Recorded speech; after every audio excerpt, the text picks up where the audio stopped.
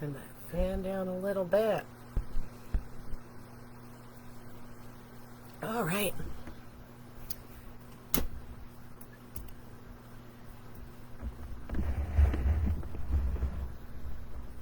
Hi, people.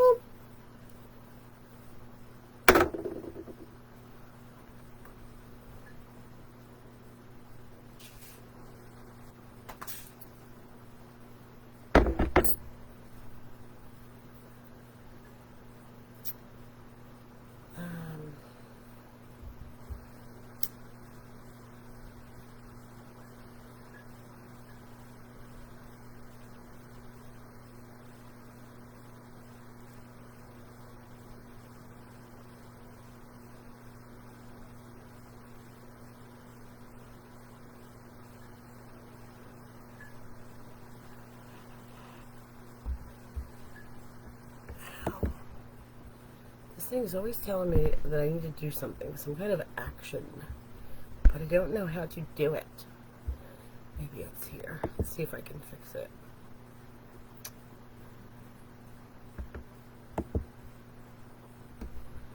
But I don't know.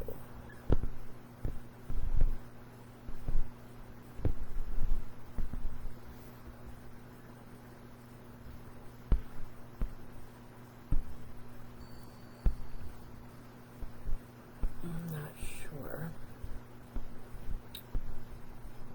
how to fix it.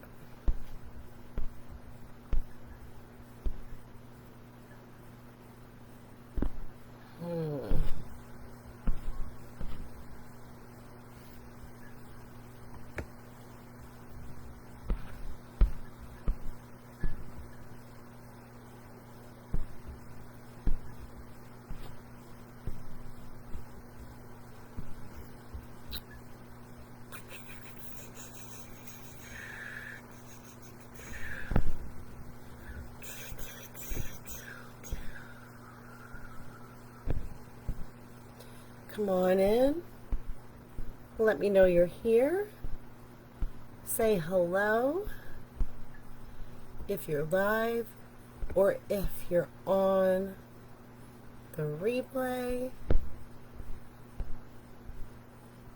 I am just trying to find out what is going on here. Okay. I'm getting a notification every time I go online about the frame rate, and I don't know what that means. So, I mean, I'm sure it has something to do with the camera, but I'm not sure how to fix it. It's telling me I need to change the settings. Since there is no one in here, I figured I'd try to figure out how to do it, but I can't figure it out. Come on.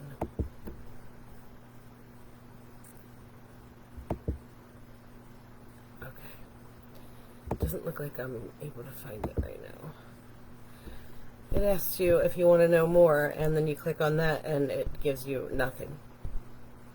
So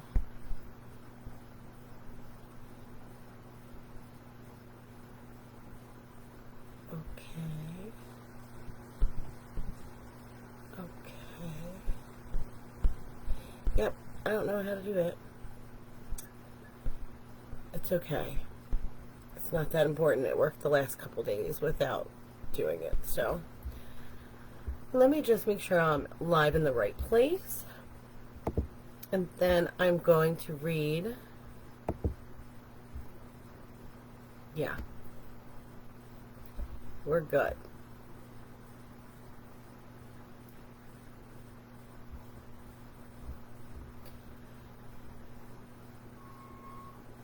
Okay, so today, let's create sacred space.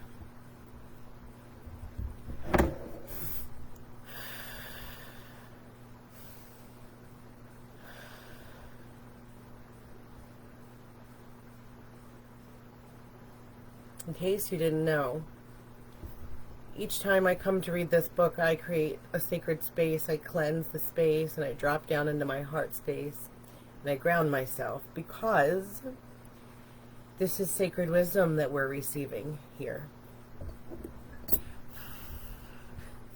And it should be treated as sacred.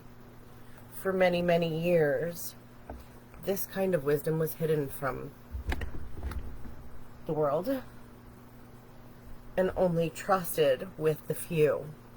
And we should respect that. We should respect that. It's not just a book. It's not just a book. There's ancient wisdom in here. I would love for you guys to read the creation story that he wrote. I will read it to you guys eventually. But it makes a lot more sense than any of the other stories I've ever heard, the way he describes it. So today we're going to do chapter 3, the second agreement. The second agreement is don't take anything personally. Yesterday we read be impeccable with your word, the first agreement. The next 3 agreements are really born from the first agreement. The first agreement is be impeccable with your word. Hey, Mandy, I'm glad you could join me. The next 3 agreements are really born from the first agreement. The second agreement is don't take anything personally. Whatever happens around you, don't take it personally. Using an earlier example, if I see you on the street and I say, hey, you are stupid, without knowing you, it's not about you, it's about me. If you take it personally, then perhaps you believe you are stupid. Maybe you think to yourself, how does he know? Is he clairvoyant? Can everybody see how stupid I am? You take it personally because you agree with whatever was said. As soon as you agree, the poison goes through you, and you are trapped in the dream of hell. What causes you to be trapped is what we call personal importance. Personal importance, or taking things personally, is the maximum expression of selfishness because we make the assumption that everything is about me. During the period of our education, our domestication, we learn to take everything personally. We think we are responsible for everything. Me, always me. Nothing other people do is because of you. It is because of themselves. All people live in their own dream, in their own mind. They are in a completely different world from the one we live in. When we take something personally, we make the assumption that they know what is in our world, and we try to impose our world on their world. Even when a situation seems so personal, even if the others insult you directly, it has nothing to do with you. What they say, what they do, and the opinions they give are according to the agreements that they have in their own minds. Their point of view comes from all the programming they received during domestication. If someone gives you an opinion and says, hey, you look so fat, don't take it personally, because the truth that this person is dealing with is his or her own feelings, beliefs, and opinions. That person tried to send poison to you, and if you take it personally, then you take that poison and it becomes yours. Taking things personally makes you easy prey for the predators, the black magicians. They can hook you easily with one little opinion and feed you whatever poison they want. Because you take it personally, you eat it up. You eat all their emotional garbage, and now it becomes your garbage. But if you do not take it personally, you are immune to the middle of hell. Immunity to poison in the middle of hell is the gift of this agreement. When you take things personally, you then feel offended, and your reaction is to defend your beliefs, to create conflicts. You make something big out of something so little because you have the need to be right and to make everybody else wrong. You also try hard to be right by giving them your own opinions. In the same way, whatever you feel you do is just a projection of your own personal dream, a reflection of your own agreements. When you say what you do, and the opinions you have are according to the agreements that you have made, and these opinions have nothing to do with me. It's not important to me that what you think about me, and I don't take what you think personally. I don't take it personally when people say, Miguel, you're the best. And I don't take it personally when they say, Miguel, you're the worst. I know that when you're happy, you will tell me, Miguel, you are such an angel. But when you're mad at me, you will say, oh, Miguel, you're such a devil. You are so disgusting. How can you say those things? Either way, it does not affect me because I know what I am. I don't have the need to be accepted. I don't have the need to have someone tell me, Miguel, you're doing so good, or how dare you do that. No, I don't take it personally. Whatever you do, whatever you think, whatever you feel, I know is your problem and not my problem. It is the way you see the world. It is nothing personal because you are dealing with yourself, not with me. Others are going to have their own opinion according to their belief system, so nothing they think about me is really about me, but it is about them. You may even tell me, Miguel, what you are doing is hurting me. What you are saying is hurting me. But it's not what I'm saying that is hurting you. It is that you have wounds that I touch by what I have said. You are hurting yourself. There is no way that I can take this personally. Not because I don't believe in you or don't trust you, but because I know that you see the world with different eyes, with your eyes. You create an entire picture or movie in your mind, and in that picture you are the director, you are the producer, you are the main actor or actress. Everything else, everyone else is a secondary character or actress. It is your movie. The way you see that movie according to your agreements you have made with life. Your point of view is something personal to you. It's no one's truth but yours. Then if you get mad at me, I know you're dealing with yourself. I am the excuse for you to get mad. And you get mad because you're afraid, because you're dealing with fear. If you're not afraid, there is no way that you will get mad at me. If you're not afraid, there is no way you will hate me. If you are not afraid, there is no way you will be jealous or sad. If you live without fear, if you love, if there is no place for any of those emotions, if you live without fear, if you love, there is no place for any of those emotions. If you don't feel any of those emotions, it's logical that you will feel good. When you feel good, everything around you is good. When everything around you is great, everything makes you happy. You are loving everything that is around you because you are loving yourself, because you like the way you are, because you are content with you, because you are happy with your life. You are happy with the movie that you are producing, happy with your agreements in life. You are at peace. You are happy. You live in that state of bliss where everything is so wonderful and everything is so beautiful. In that state of bliss, you are making love all the time with everything that you perceive. Whatever people do, feel, think, or say, don't take it personally. If they tell you how wonderful you are, they're not saying it because of you. They know you're wonderful. It's not necessary to believe other people to tell you that you are wonderful. Don't take anything personally. Even if someone got a gun and shot you in the head, it was nothing personal. Even at that extreme, it was nothing personal. Even the opinions you have about yourself are not necessarily true. Therefore, you don't need to take whatever you hear in your own mind personally. The mind has the ability to talk to itself, but it also has the ability to hear information that is available in other forms. That is available from other realms. Sometimes you hear a voice in your mind, and you may wonder where it came from. This voice may have come from another reality in which there are living beings very similar to the human mind. The Toltecs called these beings allies. In Europe, Africa, and India, they call them the gods. Our mind also exists in the level of the gods. Our mind also lives in that reality and can perceive that reality. The mind sees with the eyes and perceives this waking reality. But the mind also sees and perceives without the eyes, although the reason is hardly aware of this perception. The mind lives in more than one dimension. There may be times when you have ideas that don't originate in your mind, but you are perceiving them with your mind. You have the right to believe or not believe these voices and the right to not take what they say personally. We have a choice whether or not to believe the voices we hear within our own minds, just as we have a choice of what to believe and agree with in the dream of the planet. The mind can also talk and listen to itself. The mind is divided as your body is divided. Just as you can say, I have one hand, I can shake my other hand and feel the other hand.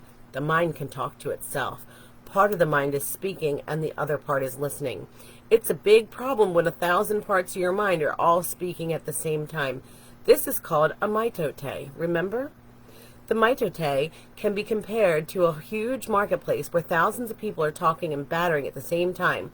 Each one is different thoughts and feelings. Each one has a different point of view. The programming in the mind, all of those agreements we have made are not necessarily compatible with each other.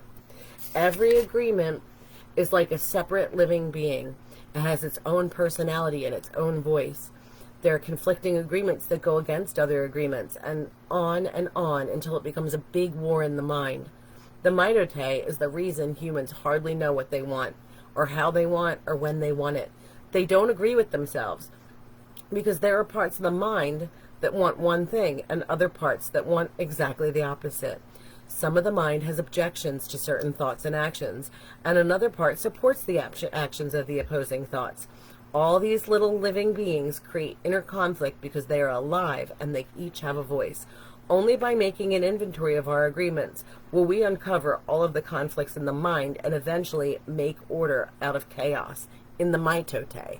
Now, this is something that I've realized recently. So I have this belief that we live in a world, we live in a reality of infinite possibility, right? And anything that you can be, you want to be or do or have is available to you, right?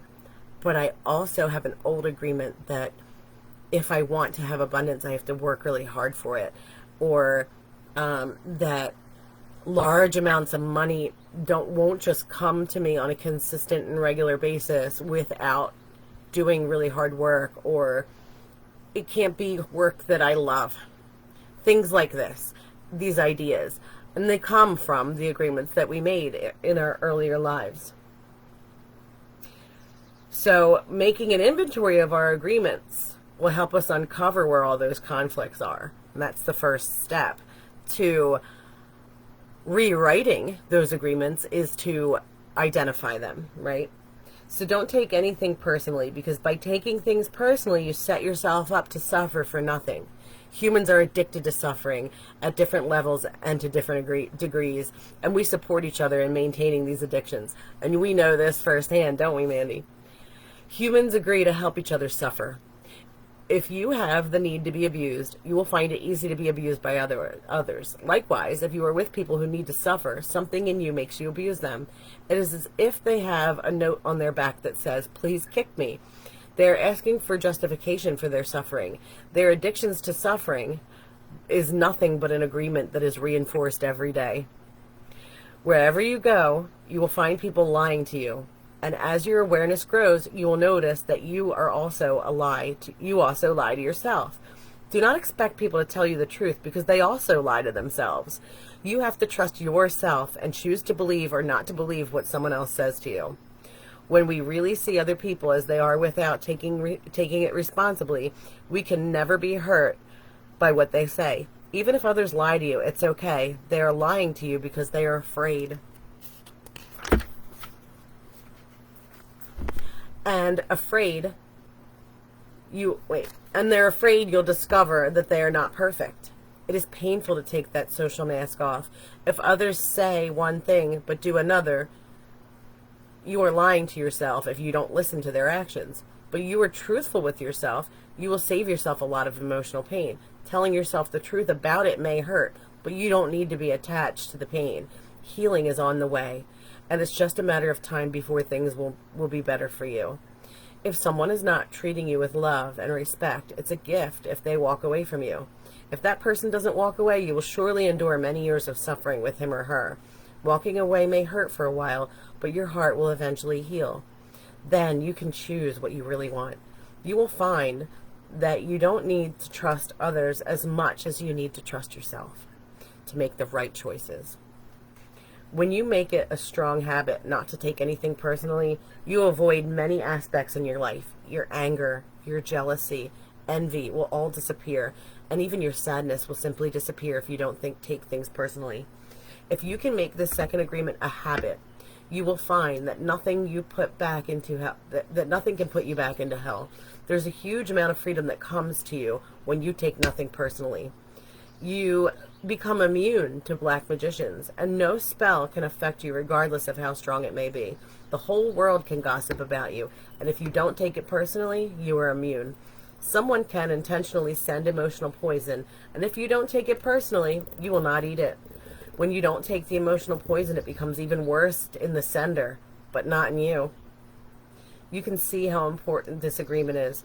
And taking nothing personally helps you to break many habits and routines that trap you in the dream of hell and cause needless suffering. Just by practicing the second agreement, you begin to break dozens of teeny tiny agreements that cause you to suffer. And if you practice for the first two agreements, you will break 75% of the teeny tiny agreements that keep you trapped in hell.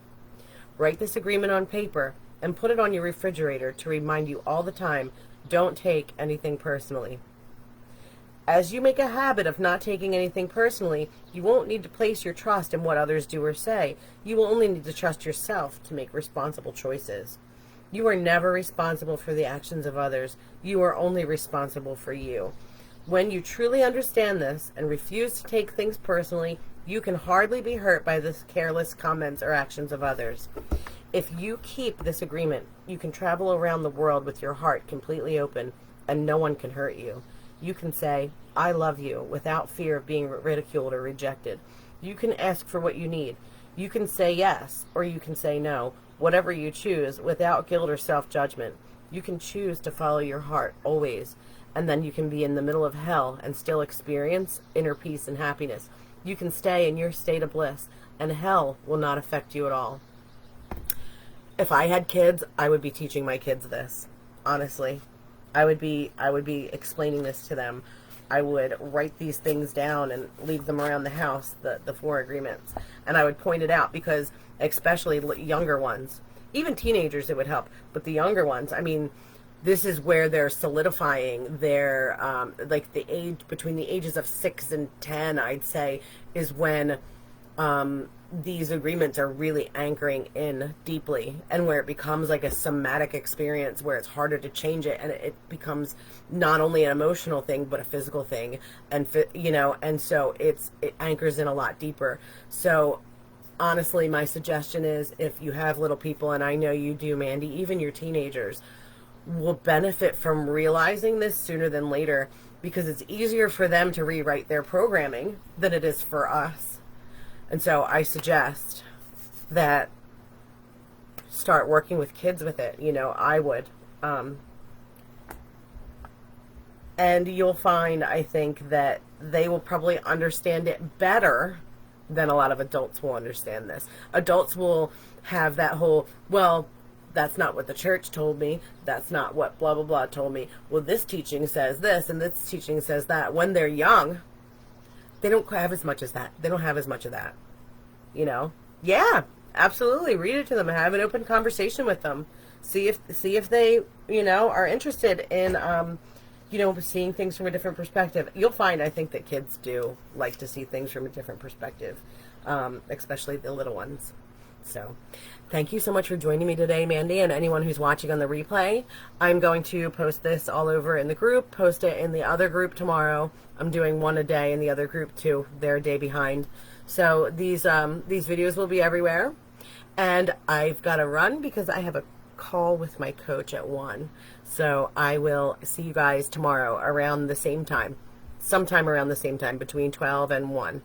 You're so welcome, and thank you so much for joining me. Have a wonderful day, lovely. Enjoy. I'm going to go out in the garden like you normally do after I get off this call with my coach. Get some mulching and weeding done, and then start planting my veggies. I'm doing it really late this year, but that's okay. It's getting done. Love you. Have a wonderful day.